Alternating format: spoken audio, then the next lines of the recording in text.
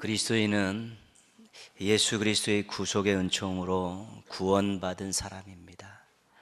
성경에는 그리스도인을 부르고 또 지칭하는 그런 표현들이 굉장히 많습니다. 이름이라 해도 좋고 호칭이라도 해도 좋고 그렇습니다. 그렇게 많고 다양한 이름들이 나타나는 이유는 성경에서 구원을 설명하는 방법들이 다 다르기 때문에 그렇습니다. 출애굽기는 구원을 하나님이 백성이 되었다 이렇게 설명을 하고요. 요한복음은 영생을 얻었다 이렇게 표현을 합니다. 로마서는 의롭게 되었다 그렇게 설명을 하죠. 그러니까 구원을 설명하는 방법들이 다양하니까 구원받은 그리스도인들을 호칭하는 그런 내용들도 다양할 수밖에 없는 것입니다. 어떤 분은 12개 정도로 압축을 하고요. 또 어떤 분들은 37개까지 그 이름을 찾아가지고 호칭을 찾아갖고 책으로 엮은 분도 있습니다. 오늘 말씀에서 17절 한 가지 이름을 우리가 소개받습니다. 17절 말씀 우리가 늘 요절로 외우는 말씀이지만 한 번 더 읽겠습니다. 그런즉 누구든지 그리스도 안에 있으면 새로운 피조물이라 이전 것은 지나갔으니 보라 새 것이 되었도다. 아멘. 그리스도인을 부르는 하나의 호칭 이름이 새로운 피조물입니다. 새로운 피조물. 그러니까 구원받은 사람들은 새로운 피조물입니다. 이 피조물은 창조를 전제로 한 호칭입니다. 우리가 조물주, 이 세상을 만든 세상에서는 조물주라고 그렇게 이야기하죠. 그러니까 누군가에 의해서 만들어진 존재들이 피조물이죠. 근데 우리가 창세기를 들어가 보면 창세기에서는 그 모든 우주 만물과 생물들을 만든 분을 하나님으로 고백하고 있지 않습니까? 창조주 하나님에 의해서 만들어진 존재들이 바로 피조물입니다. 근데 우리가 창세기의 인간 창조를 보면 감격할 수밖에 없습니다. 하나님께서 우리 인간을 하나님의 형상으로 만들었다 그렇게 말씀하시죠. 관심을 가지고 정성을 기울이시고 계획을 가지고 만드신 것이 바로 우리 인간들입니다. 그러니까 하나님께서 이미 우리를 그냥 그렇게 만든 것이 아니라 관심을 가지고 정성을 쏟아 계획을 가지고 아주 존귀한 존재로 만들었다는 것이 창세기 1장 2장에 나오는 아주 중요한 내용입니다. 하나님이 인간을 만드셨습니다. 하나님 형상으로 만드셨습니다. 최고의 정성을 들이셨습니다. 그래서 인간은 존귀한 자입니다. 이것이 창세기 1장 2장에서 우리가 읽어야 되는 아주 중요한 내용입니다. 그래서 우리가 창조신앙을 제대로 알고 창조신앙을 제대로 고백하면 창조주 하나님의 영광을 위해 살아가야겠다라는 그런 마음이 생겨날 수밖에 없습니다. 나는 나를 별거 아닌 존재로 알았는데, 나는 그저 그런 존재로 알았는데 하나님은 나에게 관심을 갖고 정성을 기울이시고 계획을 가지고 나를 만드셨고, 언제든지 하나님 앞에 나와서 아버지라고 부르면서 하나님께 모든 것들을 다 토로할 수 있는 자격을 주신 존재로 만들었다는 그런 생각이 들 때마다 하나님의 영광을 위해 살아가야겠다는 생각이 불끈불끈 솟아나게 되는 것입니다. 새로운 피조물이라서 새로운이라는 것은 구속을 전제로 한 호칭입니다. 죄를 용서해 주시고 구원해 주셨다는 것이죠. 죄에서 벗어나게 하시고 죄의 형벌에서 면제시켜 주셨다는 것입니다. 그런데 우리들의 이 죄가 그 어떤 것으로도 씻겨지지 않는다는 것입니다. 이 세상에 가장 효과가 좋다는 표백제를 가지고도 씻겨질 수가 없고요. 아무리 철수세미를 가지고 박박 문질러도 씻겨지지 않는 게 죄라는 것이죠. 근데 그 죄를 하나님께서 아들을 보내주셨고 그 아들 예수님이 십자가에서 흘리신 그 보혈의 피로 우리의 죄를 깨끗하게 씻어 주셨다는 것입니다. 그래서 예수님의 피값으로 새로운 인생이 되었다는 것, 그것을 우리가 십자가 속에서 발견하는 것입니다. 예수님의 피값으로 새로운 인생이 되었다. 그것을 발견하게 되면서 구속신앙을 제대로 알고 나면 우리는 자기 십자가를 지고 예수님의 뒤를 따라갈 수밖에 없습니다. 나를 위해서 생명을 들이신 존재가 이 세상에 아무도 없기 때문에 그렇습니다. 나를 위해 피 흘려 돌아가시면 나의 죄를 해결하시고 나에게 새로운 인생을 주신 분이 바로 예수 그리스도라는 것을 알게 될 때는 자신의 십자가를 지고 그분의 뒤를 쫓아가고 그분을 닮아가기 위해서 노력하고 그분을 사랑하며 살기 위해서 노력할 수밖에 없게 되는 것입니다. 성경에 하나님께서 하신 두 가지 큰 일, 창조와 구원입니다. 근데 이 창조와 구원이라는 이 두 기둥 속에는 나는 너를 사랑한다, 나는 너를 존귀한 자로 만들었고 나는 너를 통해서 영광 받기를 원한다라는 하나님의 굵직하고 엄중한 음성이 그 속에 담겨 있는 것입니다. 창조주 하나님의 형상으로 만들어진 존귀한 자, 바로 우리 그리스도인들이고 우리들입니다. 아버지 하나님의 희생으로 세워진 새로워진 존귀한 자, 바로 그리스도인들을 설명하는 것이고 우리 자신을 설명하는 것입니다. 여러분들은 새로운 피조물이십니까? 예, 새로운 피조물이라면 이렇게 고백하셔도 괜찮습니다. 나는 하나님 보시기에 존귀한 자입니다. 같이 한번 해볼까요? 나는 하나님 보시기에 존귀한 자입니다. 이것이 우리들의 고백입니다. 그 옆에 분 한번 보시고요. 당신은, 장로님은, 집사님은, 성도님은 하나님 보시기에 존귀하신 분입니다. 한번 인사 한번 하고 축복하시죠.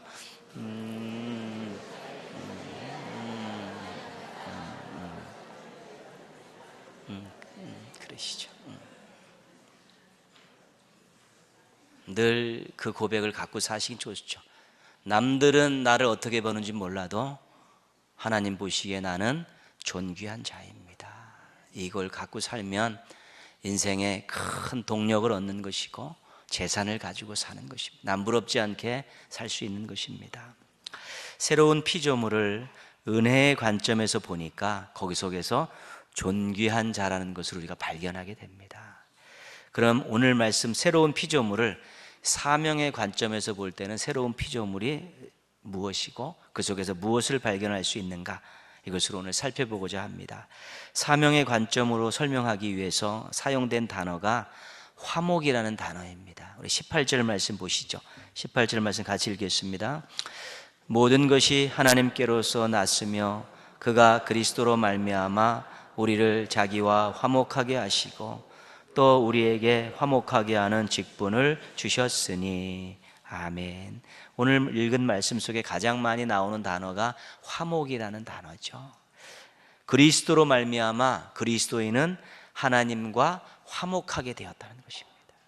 그리스도인은 어떤 존재인가 하면 그리스도로 말미암아 하나님과 화목하게 되었다는 것입니다. 그런데 그리스도로 말미암아 화목하게 된 그리스도인에게 어떤 사명을 주셨냐면 화목해 하는 직분을 주셨다는 것이, 화목해 하는 사명을 주셨다는 것입니다. 그리스도로 말미암아 네가 하나님과 화목됐느냐? 이제는 다른 사람도 그리스도로 말미암아 하나님과 화목하게 하는 그 직분을, 그 사명을 너희에게 주노라. 이것이 하나님의 뜻입니다. 그래서 그리스도로 말미암아 하나님과 화목하게 된 그리스도인들은 이제 그리스도로 말미암아 다른 사람들과 하나님이 화목하게 하는 이 직분, 사명, 이 다리의 역할을 잘 감당할 수 있어야 되는 것입니다.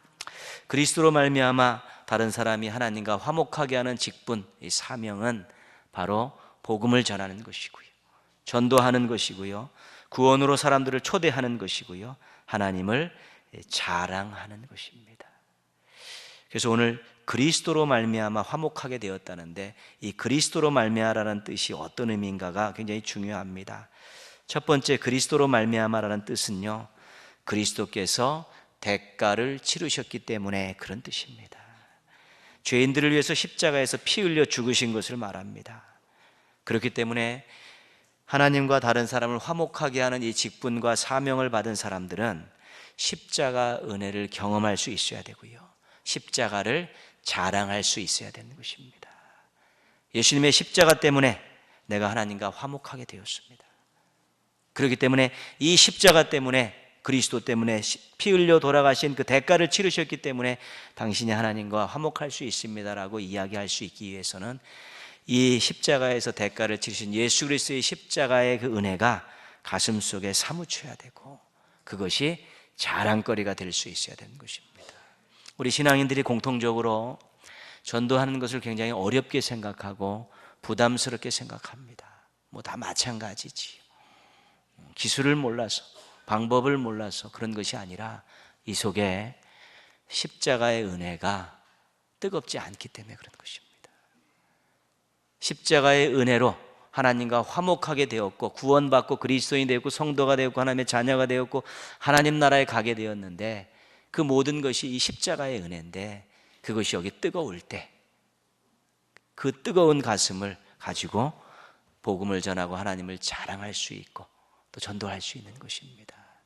그렇기 때문에 내가 그리스도로 말미암아 그리스도의 십자가에서 내 대신 대가를 치르셨기 때문에 하나님과 화목하게 되었고 하나님을 아버지로 모시게 되었다라는 이 감격을 유지하고 있으면 만나는 사람들에게 전하게 되는 것입니다.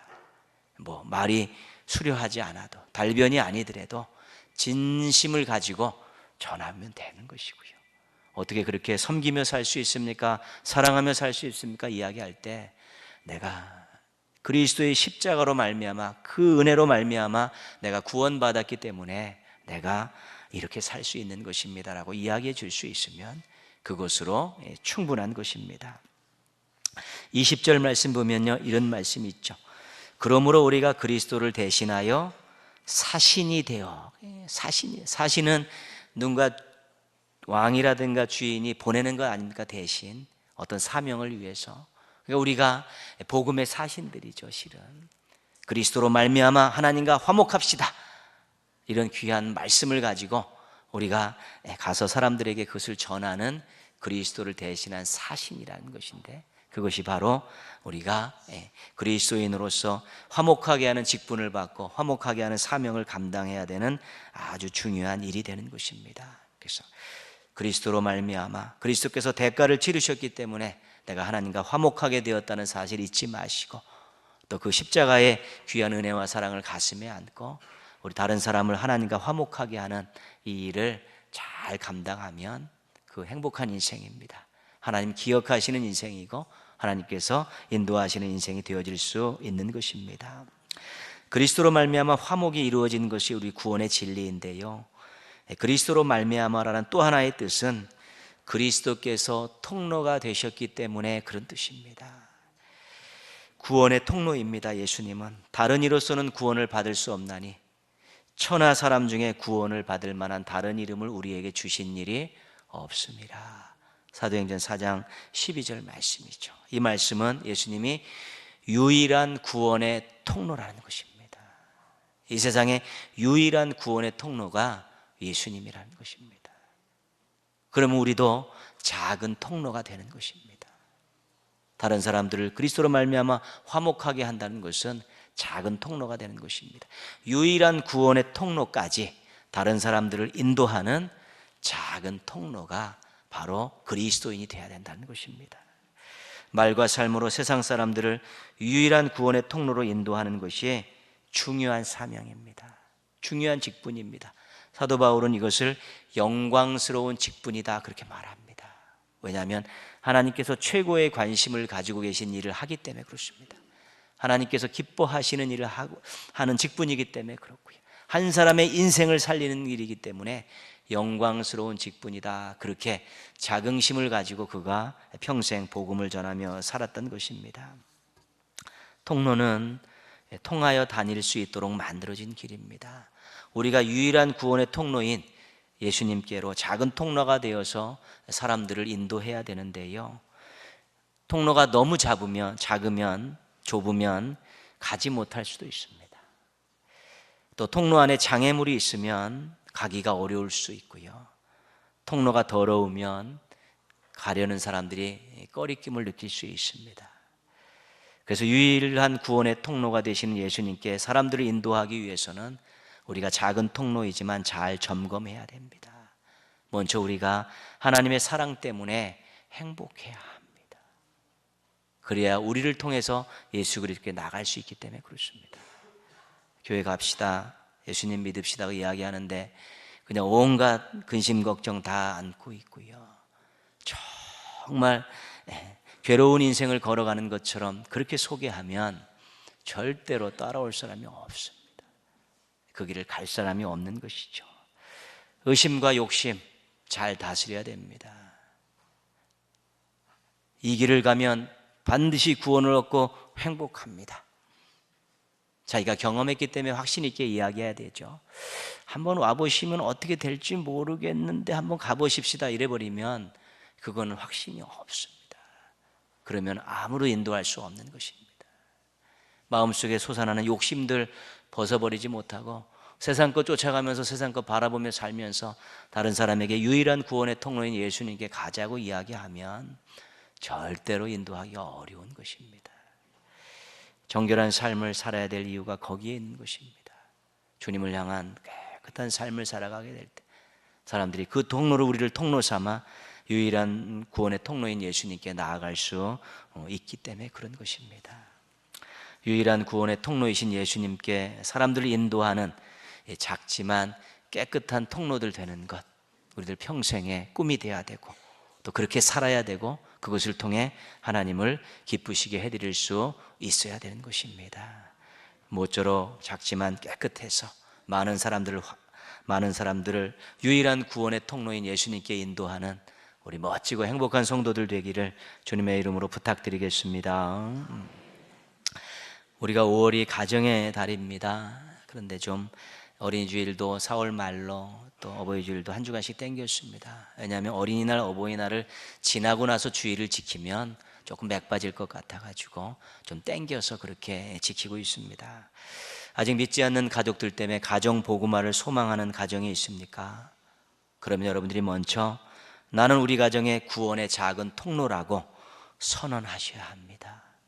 그리고 하나님에 대한 사랑과 기도의 온도를 높여가야 합니다. 그럼 하나님께서 고넬료 가정처럼 루디아 가정처럼 빌립보 간수의 가정과 같은 구원의 가정으로 만들어 주실 것입니다. 가정 사명화를 소망하는 가정이 있습니까? 가족들이 모두가 다 하나님을 잘 섬기는 그런 가족들이 되기를 원하고 기도하고 있는 가정입니다. 그럼 먼저 선포하셔야 합니다. 나는 우리 가정의 사명의 작은 통로다라고. 그리고 눈물과 땀을 더 흘리셔야 합니다. 그러면 스데바나와 같이 빌레몬과 같이 가족들을 사명자로 이끌어갈 수 있는 놀라운 역사들을 경험하실 수 있게 될 것입니다. 복받은 가정을 소망하는 가정이 있습니까? 그렇다면 큰 소리로 먼저 외치셔야 합니다. 나는 우리 가정의 축복의 통로라고. 그리고 하나님을 철저히 의지하고 하나님이 기뻐하시는 일에 전념하셔야 합니다. 그러면 산파 십부라와 부하와 같이 다윗과 같이 복받는 가정을 이루실 수 있게 될 것입니다. 누군가 가정 안에서 한 명이라도 나는 우리 가정의 구원의 통로라고, 나는 우리 가정의 사명의 통로라고, 나는 우리 가정의 축복의 통로라고 그렇게 선포하시고 노력하시고 깨어있는 사람이 있으면 그 가정은 그렇게 되어질 수 있는 것입니다. 통로가 없는데 주실 수가 없습니다. 통로가 없는데 마음껏 베푸실 수 없는 것입니다.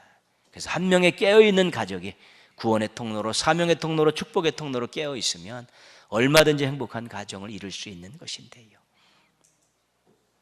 그런 통로의 역할을 감당하는 가족들이 없으면 가정의 미래는 불투명할 수밖에 없는 것입니다. 오늘 우리가 어린이 주일로 지키고 있습니다. 성경은 부모와 자녀의 관계를 이야기할 때마다 90% 이상을 부모에게 책임을 돌리고 있습니다. 부모 입장에서 보면 왜 우리만 갖고 그래? 불만을 할 수 있을 정도로 이 부모와 자녀의 관계에서는 부모에게 전적으로 모든 것들을 다 맡기고 있습니다. 이삭이 복을 받은 이유가 아버지 아브라함 때문이라고 합니다. 솔로몬이 영광스러운 일정한 삶을 살았던 이유는 아버지 다윗 때문이라고 합니다. 부모의 신실함이 자녀들에게 복이 된 내용들은 성경에 수도 없이 많이 나오고 있습니다. 시편 37편 25절입니다. 내가 어려서부터 늙길까지 의인이 버림을 당하거나 그 자손이 걸식함을 보지 못하였도다. 하나님 앞에 올바르게 서 있었던 부모의 후손들은 우리 하나님께서 책임져 주신다는 것입니다. 오늘날 내가 내게 명령하는 이 말씀을 너는 마음에 새기고 내 자녀에게 부지런히 가르치며 너희 자녀를 노엽게 하지 말고 오직 주의 교양과 훈계로 양육하라. 신앙으로 말씀으로 자녀들을 양육해야 되는 것이 부모의 책임이라고 하나님께서 강력하게 말씀하고 계십니다. 부모의 믿음과 사명 그리고 자녀 양육에 대해 계속적으로 말씀을 주시는 이유가 무엇입니까? 그것은 바로 부모가 자녀의 구원의 통로고 은혜의 통로고 축복의 통로이기 때문에 그렇습니다. 부모들을 통해서 자녀들이 구원받습니다. 부모들을 통해서 자녀들이 은혜를 경험하고요. 부모들을 통해서 자녀들이 복을 누릴 수 있기 때문에 부모가 자녀의 축복의 통로고 은혜의 통로고 구원의 통로이기 때문에 부모님들에게 그렇게 많은 짐들을 지워주고 많은 말씀들을 쏟아붓고 계신 것입니다. 자녀를 사랑하느냐, 신앙생활 잘해라. 그러면 자녀들이 아름답고 멋진 미래를 맞이하게 될 것이다. 이것이 하나님이 말씀하시는 중요한 내용입니다. 통로가 막히면 자녀들은 소망이 없습니다. 통로가 부서지면 자녀들에게는 미래가 없습니다. 부모님들은 큰 통로, 넓은 통로를 만들어야 되는 것입니다. 자신을 위해서도 그렇지만 자녀들을 위해서 그렇습니다. 신앙인으로서 부모가 신앙에 무관심하고 게으르면 자녀에게 치명타입니다. 신앙인으로서 부모가 잘못된 신앙을 가지고 있으면 자녀에게는 평생 무거운 짐을 지워주게 되는 것입니다. 신앙에 열심을 내지 않는 자녀를 보고 부모님을 푼 자녀가 신앙생활 잘할 수 있는 확률은 그렇게 많지 않습니다. 우선순위가 바뀌어서 신앙생활하고 있는 부모를 보고 푼 자녀들이 분명한 우선순위를 가지고 신앙생활하고 있는 확률은 많지 않습니다. 그가 특별히 하나님 앞에 아름다운 모습을 쓰고 갈급함으로 기도해서 역전의 순간이 일어날 수 있지만 부모와 자녀의 관계에서 이 어린 시절에 정말 부모들이 올바른 신앙의 모습을, 열정 있는 신앙의 모습을, 아름다운 신앙의 모습을 보여주지 않는 한 자녀들의 신앙이 그렇게 순탄하지는 않는다는 것입니다. 가장 가까이에서 숨결을 느끼면서 손길을 느끼면서 그렇게 살아가고 있는데 가장 큰 영향력을 받을 수밖에 없는데 신앙생활 게으르고 열정을 내지 못하고 우선순위가 완전히 뒤바뀌고 살게 되면 자녀들에게 절대로 구원의 통로, 축복의 통로, 은혜의 통로가 되어질 수 없는 것입니다. 부모님들이 먼저 하나님의 은혜를 많이 받아야 합니다. 이해하게 해줄 수 있는 거리들이 많아야 된다는 것입니다. 너희들 기르면서 엄마 아빠가 이런 하나님의 은혜를 경험해서 너희를 길러냈다라는 간증들이 있어야 되는 것입니다. 본인들이 잘나서 자녀를 잘 키웠다고 무용담을 들려주는 그런 부모는 신앙의 부모가 아닌 것입니다. 하나님의 말씀으로 충만해야 합니다. 어떤 형편과 상황이 있을 때마다 부모의 이야기로 잔소리처럼 이야기하는 것이 아니라 하나님의 말씀이 이렇게 말씀하신다, 하나님께서 이런 것을 원하신다라고 말씀을 인용해 가면서 말씀을 가지고 그렇게 이야기할 때 잔소리를 듣지 않고 권면으로 받을 수 있기 때문에 그렇습니다. 뜨겁게 기도해야 합니다. 자녀들이 이름을 불러가며 뜨겁게 기도해야지만 그 자녀들이 그 하나님 앞에 올려진 그 이름 때문에, 그 문제 때문에 하나님이 기억하시면서 자녀들의 평생을 책임져 주기 때문에 그런 것입니다. 부모가 통로의 역할을 잘 감당하면 일석삼조의 은혜가 있습니다. 부모는 하나님께 영광 돌리며 살게 됩니다. 사도 바울은 성도들을 생각할 때마다 너희들은 나의 면류관이다. 내가 하나님 앞에 갔을 때 내가 너희들에게 복음을 전하고 너희들의 말씀을 잘 가르쳤는데 그것이 나에게 면류관이다. 그렇게 생각하면서 복음을 전하고 교회를 세우고 성도들을 가르쳤습니다. 부모에게 있어서 최고의 면류관은 자녀입니다. 그리스도인으로 만들어서, 일꾼으로 만들어서, 신실한 종들로 만들어서 하나님 앞에 세울 때 나중에 부모의 면류관이 자녀가 되는 것입니다. 두 번째 은혜는 자녀는 은혜의 울타리 안에서 복을 누리며 살게 됩니다. 평생 자녀 걱정하고 살고 있지 않습니까? 여러분 하나님 나라에 가신 다음에 어떻게 하시겠습니까? 오셔서 도와줄 수 없습니다. 그러나 신앙을 잘 물려주고 가면 어디 가서든지 하나님 나라 가서도 안심할 수 있습니다. 자녀들이 믿음의 길을 잘 걸어가기 때문에 그렇습니다. 세 번째 은혜는 그 가정이 믿음의 대를 이어가며 하나님의 영광을 위한 명문 가문으로 새롭게 달려갈 수 있다는 것입니다. 그래서 부모들이 신앙의 열정을 가지고 자녀를 사랑으로 말씀으로 잘 기르면 부모는 부모대로 하나님께 영광을 돌리고 자녀들은 자녀대로 엄청나게 아름다운 미래의 신앙으로 달려가고 그 가정은 믿음의 대가 이어지는 명문 가문을 이룰 수 있기 때문에 우리 부모들이 좀 더 깨어 있어서 자녀들을 사랑한다면 정말 은혜 많이 받고 말씀 충만하고 뜨겁게 기도하면서 자녀들을 잘 길러내야 될 때 객지에 나가서도 안전하게 보낼 수 있는 그런 마음들이 있어야 되고, 어디 가서든지 얘는 하나님을 버리지 않을 것이라는 확실한 믿음을 갖는 자녀임을 확인하게 될 때 정말 평안하게 주의 일에 전념하며 삶을 전념하며 살아갈 수 있게 될 것입니다. 이런 글이 있습니다. 부모가 회개하면 자식이 본을 받고 집안이 새로워집니다. 인간 중에 죄로부터 자유로운 인간은 없습니다. 다만 회개하여 새로워지는 길이 은혜로 주어져 있을 뿐입니다. 이러함에도 부모가 회개하지 않을 때에 자식들이 타락하고 집안은 심판을 받습니다. 부모들이 하나님 앞에 성결한 신부가 되기 위해서 노력하게 될 때 그것이 자녀들에게 고스란히 다 복이 된다는 것입니다. 그런 마음껏 살면서도 회개하지 않고 그렇게 자신 중심을 신앙에서 벗어나서 살게 되면 가정과 자녀들의 미래를 어떻게 장담할 수 있겠냐는 것입니다. 작은 것 하나라도 두려운 마음을 가지고 회개하면서 어떻게 하면 하나님과 자녀 앞에 부끄럽지 않은 모습으로 살아야 할까를 고민하면서 성결함을 유지하는 부모가 되고, 정말 말씀 충만, 은혜 충만, 기도 충만한 가운데 그렇게 살아가는 부모가 되어질 때 그것이 자녀를 진짜 사랑하는 길이고 자녀의 미래를 책임지는 길이고 하나님 앞에 큰 영광 올려드리는 길이 되는 것입니다. 어린이 주일입니다. 자녀들 한번 생각하면서 부모로서 신앙과 삶을 다시 한번 돌아보시면서 새로운 미래를 준비했으면 좋겠습니다. 가정의 일원으로 부모로서 통로의 사명 잘 감당하셔서 예수님이도 복받은 가정이라고 소문나는 그런 아름다운 역사가 여러분 가정에 일어나기를 주님의 이름으로 축원합니다.